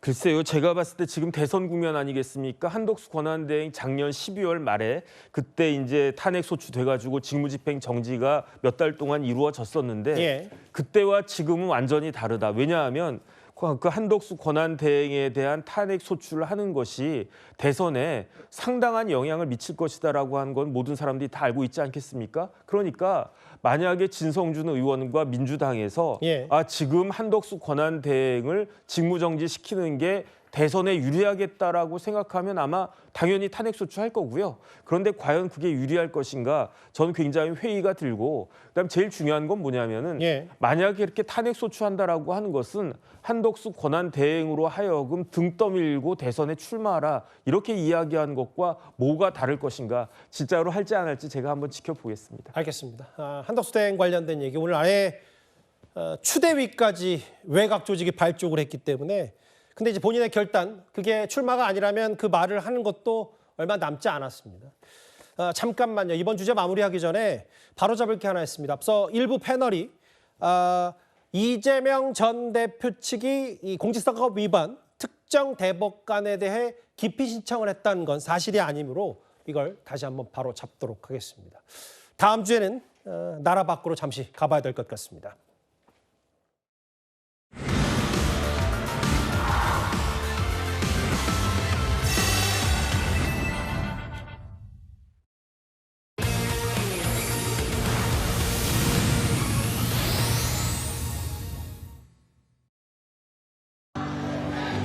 Sì, a tutti.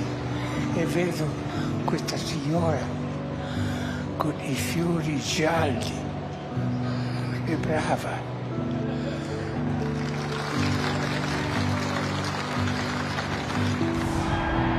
Cari fratelli e sorelle, buona Pasqua.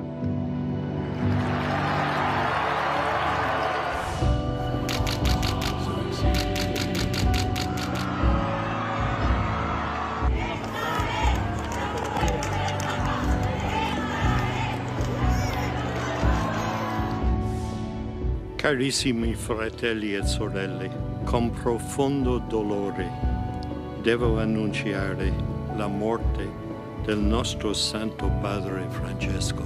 Alle ore 7:35 di questa mattina, il Vescovo di Roma Francesco è tornato alla casa del Padre. 어제 저희 뉴스탑10에서도 이 속보로 이 교황의 선정 소식을 전해드렸었습니다. 전 세계에 애도 물결이 이어지는 가운데요. 선정 이후에 여러 가지 교황의 최근 행보들이 좀 뒤늦게 알려졌습니다. 허주연 변호사님. 본인의 글쎄요 마지막을 직감했는지는 모르겠습니다만 의사의 경고와 권고에도 최근에 꽤 많은 일정들을 소화를 한 교황이었어요. 불과 며칠 전 부활절 미사에서도 성 베드로 성당이 있는 바티칸의 이 베드로 광장에서 2만 명이 넘는 군중들을 만나서 직접 미사에 참석할 정도였습니다. 물론 그때 당시에 목소리가 쉰 목소리였고 굉장히 호흡이 힘들어하는 모습들 그리고 고통스러운 표정들을 보였기 때문에 그 자리에 모였던 군중들은 교황의 마지막이 가까워왔음을 직감할 수 있을 정도였다고 하고요. 평소에는 교황 만세라고 하면서 굉장히 소리를 크게 내는데 그때는 교황의 고통에 공감하면서 교황의 건강을 빌면서 굉장히 숙연한 분위기였다라고 전해지고 있습니다. 사실 부활절 직전 일요일에도 성 베드로 성당에 나타나서 군중들과 함께 했었고요. 그리고 또 이 부활절 당일 오전에는 벤스 부통령과 비공개 면담을 진행하기도 했었기 때문에 올해 초 2월에 폐렴 증세로 5주간 입원을 하고 3월 말에 퇴원할 때 의료진들이 2달은 무조건 쉬어야 되고 특히 사람 많은 군중들 만나시면 안 된다라고 강력하게 권고를 했습니다만 그 이후 2주 만에 사람들 앞에 모습을 드러냈었거든요. 본인의 마지막을 직감했을 가능성이 상당히 높지만 누구보다도 본인의 몸 상태를 잘 아셨을 테니까요. 그렇지만 당신의 마지막보다는 정말 마지막까지도 당신이 걸어오신 길대로 이 사람들 속에서 평범한 그리스도인 곁에서 함께하고자 했던 어떤 그 뜻을 몸소 실천하다가 선종하신 게 아닌가 싶습니다. 지금 전 세계는 추모의 물결입니다. 관련해서 목소리 한번 들어보겠습니다. Beh, sicuramente stava vicino alle persone più deboli e soprattutto pregava per gli infermieri. Io sono un'infermiera, quindi è stato sempre accanto alle persone povere, nel suo stile di vita. Era buono, era uno di noi. Questa è la cosa più bella che lui aveva, era uno di noi. Quindi ci stiamo tutti tanto male. I just signed an executive order putting the flags of our country, all of them, all federal flags and state flags at half-mast in honor of Pope Francis. So he was a good man, worked hard, he loved the world, and it's an honor to do that. 바티칸 밖 성당 지하에 묻어달라. 장식 없는 무덤에 프란치스코 비문 하나만. 검소함을 돌아가시기 전에도 강조했었는데 최진봉 교수님. 이틀 뒤 26일에 장례식이 열릴 예정입니다. 네, 그렇습니다. 장례식이 열리게 되면 이제 외국 사진들도 많이 오게 되고요. 바티칸은 그 국가 자체거든요. 그래서 외국의 많은 지도자들도 참석할 것으로 예상이 됩니다. 특히 이제 트럼프 대통령이 참석하겠다고 발표를 했는데 아마 멜라니아 여사의 역할이 컸다고 생각합니다. 뭐 잘 기억하시겠지만 트럼프 일기 때만 해도 교황과 트럼프 사이는 그렇게 사이가 좋지 않았습니다. 제가 사이가 좋지 않다는 표현을 쓰는 것은 의견이 충돌되는 점이 많았습니다. 특히 교황 같은 경우에는 남미에서 올라오는 이민자들을 막기 위해서 장벽을 세웠지 않습니까? 그런 시도를 했었는데 거기에 대한 비판적 입장을 냈었고요. 기후 대응에 대한 여러 가지 논란이 있을 때도 교황은 기후위기에 대응해야 된다는 주장을 했지만 트럼프는 거기에 반대하면서 논란이 있었고 그래서 사실은 일기 때 처음 트럼프가 해외 순방하면서 한 번 교황을 뵙고 그리고 나서는 한 번도 만난 적이 없어요. 상당히 비판적 입장을 내세웠는데 멜라니아 여사는 그 교황에 대한 존중감이나 아니면 카톨릭 신자로서 신앙심이 깊은 사람입니다.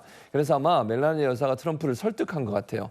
그 전 세계 종교 지도자 중에 한 분이시잖아요, 교황님은. 그래서 그 교황의 장례식에 가는 것은 당연히 해야 될 일이라고 설득을 한 것 같고 그걸 받아들여서 간 것 같고 하나 눈에 띄는 건 교황께서 마지막 남기신 유언에서 성모 마리아를 상징하는 마리아 대성당에 본인을 묻어달라고 말씀을 하셨어요.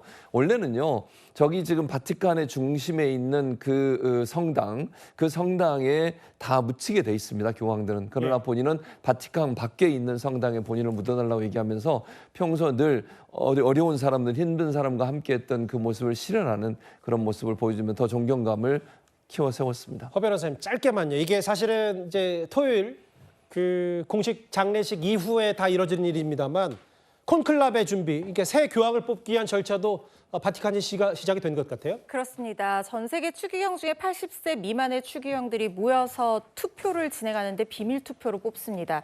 첫 오후 한 번 투표하고 그때부터는 오전, 오후 하루에 2번씩 투표를 하는데 교황이 선출되면 특별히 설치된 굴뚝을 통해서 흰 연기를 뿜어 올리면 새 교황이 선출이 됐다라는 의미입니다. 그렇지만 몇 번을 해야 된다, 언제까지 선출해야 된다 이런 어떤 규정은 없는 상황이기 때문에 언제까지 이어질지는 알 수가 없고요. 특히 좀 주목되는 것은 우리나라의 유흥식 추기경도 이번에 아마 참여를 하게 될 가능성이 상당히 높아 보입니다. 추기경 135명 전 세계에 있다고 하는데요. 120명까지 참석을 할 수 있고 나이 순으로 제한이 되거든요. 근데 유흥식 추기경이 아마 포함될 가능성이 높아 보이고 거기다가 유흥식 추기경은 교황으로 선출돼 피선거권도 있는 분입니다. 예. 이분이 아마 나이가 지금 이 80세 미만이어서 참석을 하게 된다고 하면 예. 거기다가 지금 교황청의 장관으로 지금 재직을 하고 있는 한국인 최초로 교황청 장관에 임명된 분이기 때문에 굉장히 존경받는 분이거든요.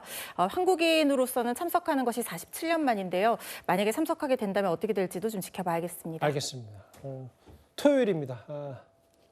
이틀, 2, 3일 뒤에 이제 공식 장례식이 거행되는 프란치스코 교황 관련 속보까지 어디에 묻히는지까지 하나 만나봤습니다. 다음 주제 하나 더 준비되어 있는데요. 어제 봉천동 아파트에서 발생한 방화 사건이 세간을 떠들썩하게 했다면 또 하나의 방화 사건이 뒤늦게 하나 알려졌습니다.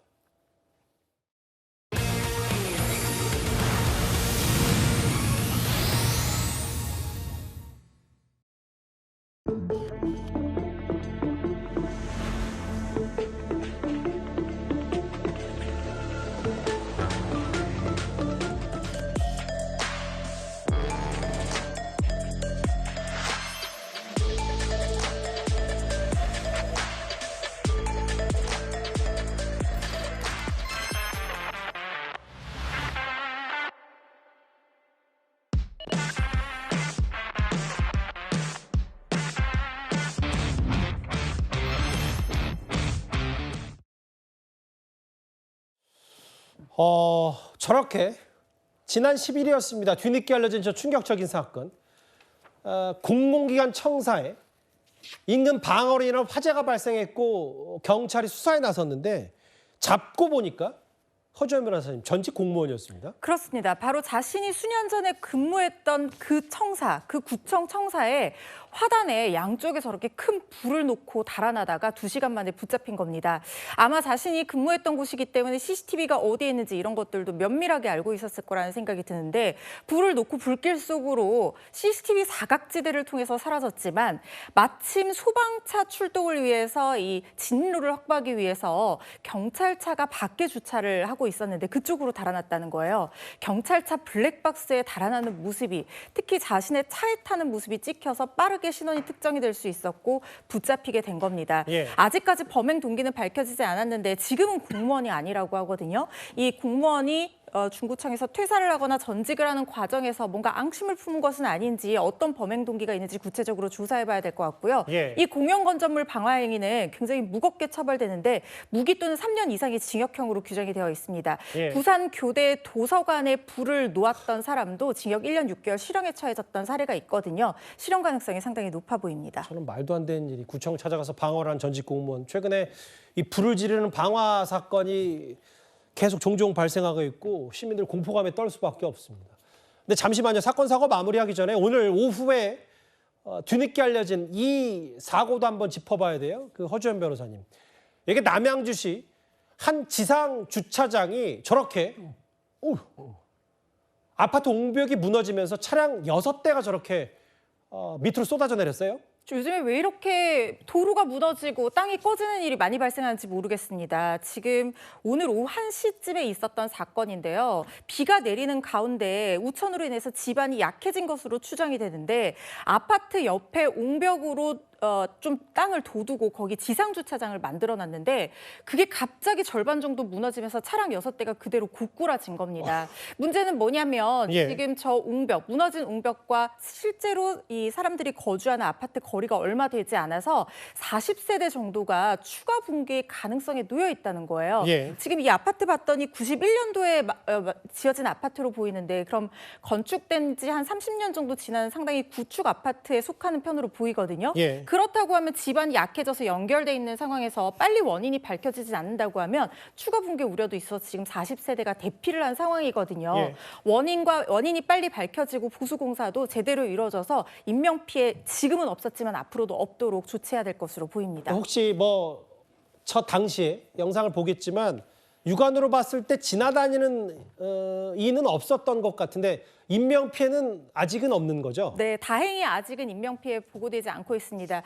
비가 내린 것이 이번 붕괴의 원인 중에 하나였을 가능성이 있지만 그래도 비가 내린 것이 그나마 다행이었다는 생각이 드는 것은 예. 비가 내리기 때문에 주변을 지나는 사람도 없었고 그리고 주변을 지나는 차도 없었다는 거예요. 그래서 특히 주차된 차에 사람이 타고 있던 상황도 아니어서 차량만 부서진 상황이고 인명피해는 정말 그나마 다행히 없다고 합니다. 그렇지만 말씀드린 것처럼 혹시나 모를 추가 붕괴 때문에 지금 뭐 상황은 안에서는 통제는 하고 있겠지만 그래도 경계를 늦춰서는 안 된다는 생각이 들거든요. 저 예. 일대까지 모두 확인을 해야 되는 것이 아닌가 싶습니다. 알겠습니다. 차량 120명이 주민 120명이 긴급 대피했고 지금 40명이 좀 위험 분에 있기 때문에 제가 지금 실시간으로 알 수가 없기 때문에 제가 제작진한테 아마 바로 물어볼게요. 지금 아직 국민의힘의 대선 경선 후보 4명으로 추려지는 발표가 아직이죠. 그러면 이렇게 하는 게 어떨까요? 지금이 6시 32분이고 조금 늦어질 것 같으니 저희가 준비한 주제가 하나 더 있긴 한데 일단 오늘 사건 사고 하나가 더 준비가 되어 있습니다. 저희가 준비한 10인데요. 일단 10위까지 만나보고 다시 여의도 국회를 연결해 보도록 하겠습니다. 이 부분도 상당히 놀랍습니다. 바로 주제 가보겠습니다.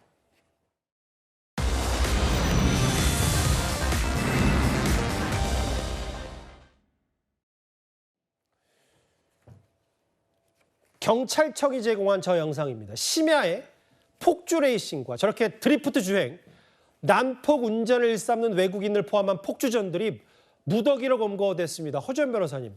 그런데 지금 영상에 포착이 되듯이 저렇게 복면을 쓰고 한밤 광란에 질주를 벌였어요. 어떤 사람들입니까? 저 사람들이 한국인이 아닙니다. 주범이 카자흐스탄 출신이라고 하고요. 외국인 29명과 가담한 내국인 13명이 있는 그야말로 무리지어서 이렇게 난폭 운전과 공동 위험 행위를 한 42명의 일당들이라고도 볼 수 있습니다.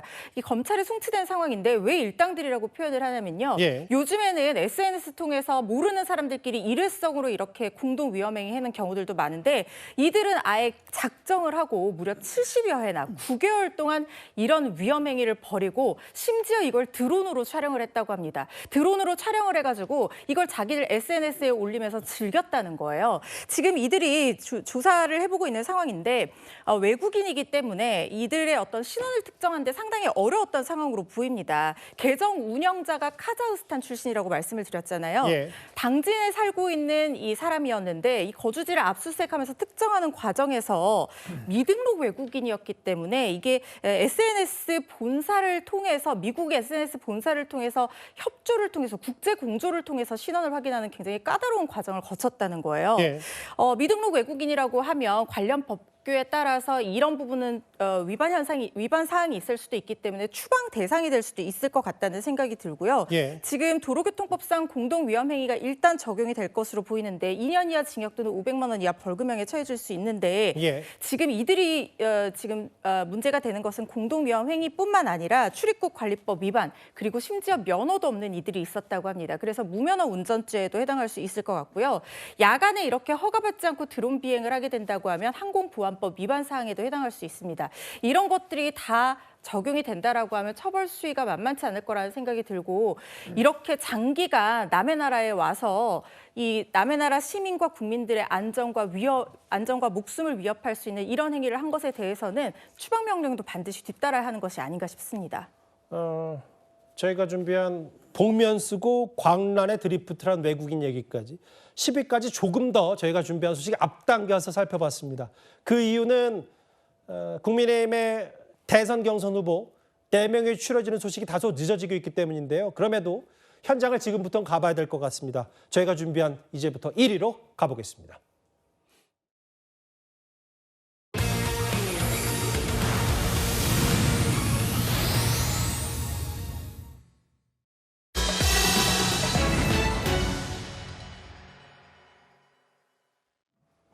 저희가 준비한 1위, 저희가 6시 반쯤으로 예상하고 4강행 대진표 완성됐다, 4명으로 압축됐다라는 표현을 썼습니다만 아직은 전인 것 같아요. 일단 당초 예정과 예고되기로는 저녁 6시 30분이라고 했는데 지금 여의도 국회 국민의힘 회의실 앞입니다.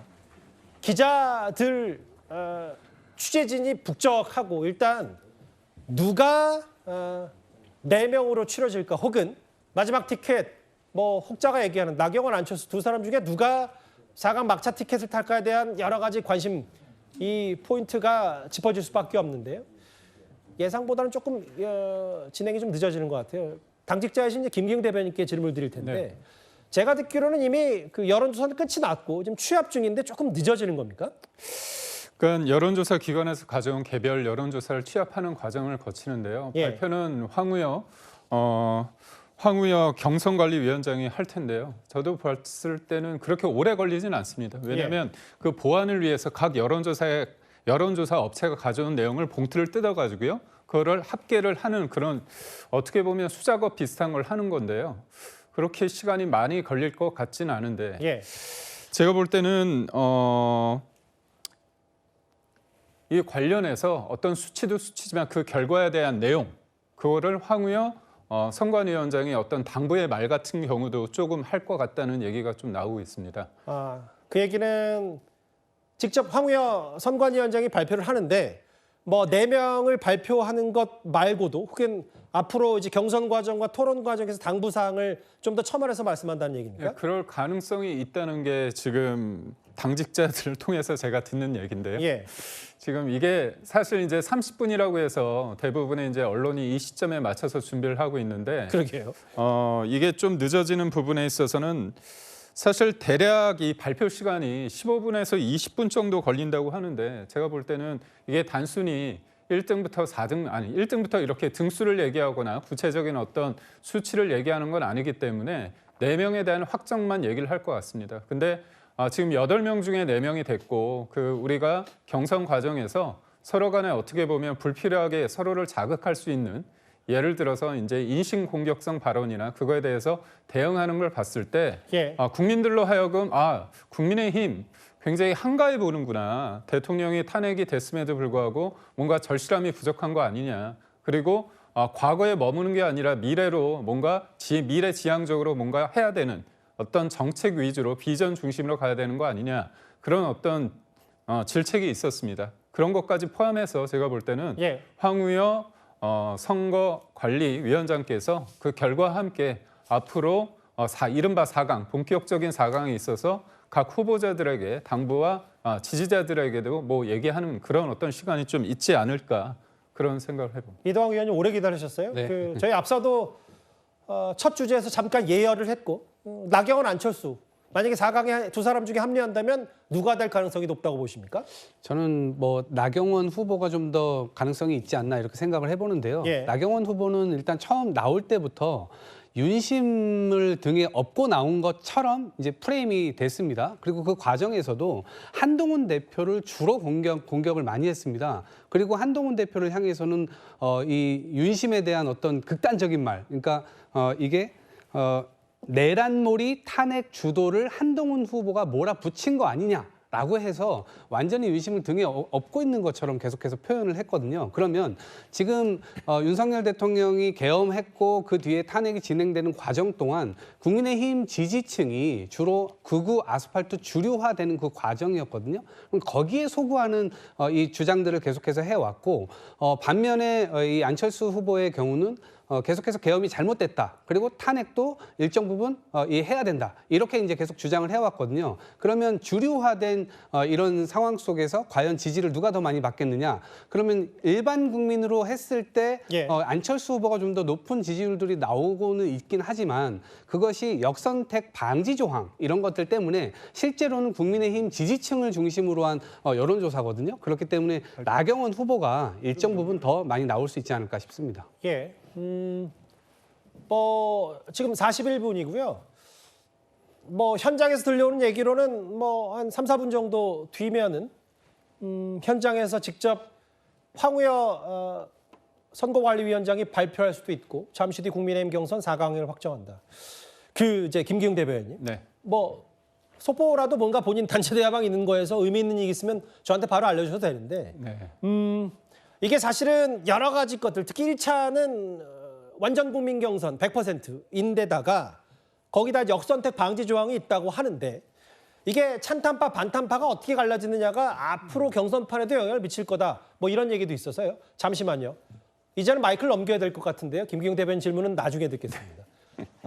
일단 황우여 선거관리위원장이 가운데 있고요. 이양수 사무총장이 오른쪽에 있습니다. 자, 한번 마이크를 현장으로 넘겨볼까요? 네. 국민의힘 대통령 후보자 선거관리위원장 황우여입니다. 그동안 참으로 한 분 한 분 자랑스러운 후보님들 아주 멋지셨습니다. 그리고 펼치신 경륜과 베풀어주셨던 열정은 참으로 소중하였습니다. 이 모든 것이 본선에서는 국민의힘 선거 공약으로 녹아들 것이며 궁극적으로는 대한민국 발전의 밑거름이 될 것을 확신합니다. 그럼 경선 결과 발표드리겠습니다. 이번 경선은 일반 국민 대상 여론조사 방식으로 4월 21일부터 오늘까지 이틀간 진행되었습니다.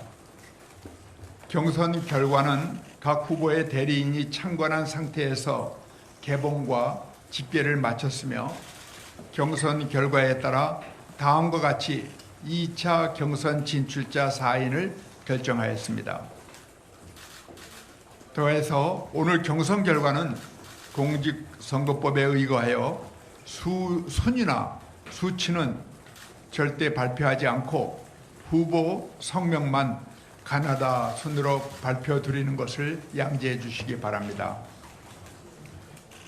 이후에 누구라도 확인되지 않은 순위 또는 수치를 유포하여 당내 경선을 혼탁하는 경우에는 당 선관위는 엄중한 책임을 끝까지 물을 것을 이 자리에서 공언합니다. 그럼 후보 성명을 가나다 순으로 말씀드리겠습니다.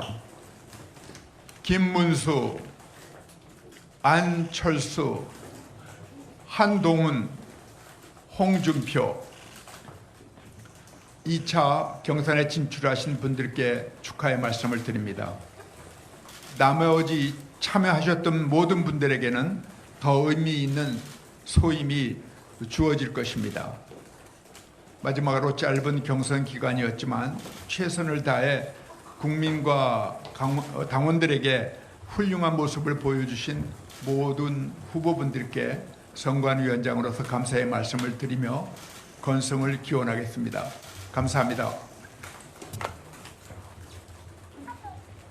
질문 있으시면은 두세 개만 받겠습니다. 오늘 뭐 순위 발표는 안 되더라도 4위랑 컷오프 대신 5위 후보 간 격차가 어느 정도인지 설명해 주실 수 있을까요? 공직선거법상 순위라든지 그다음에 퍼센테이지라든지 그 차이라든지 이런 것을 일체 밝힐 수가 없다는 점을 양지해 주시기 바랍니다. 또 없으십니까? 마치겠습니다. 자, 그럼 이것으로 마치겠습니다. 수고하셨습니다. 고맙습니다.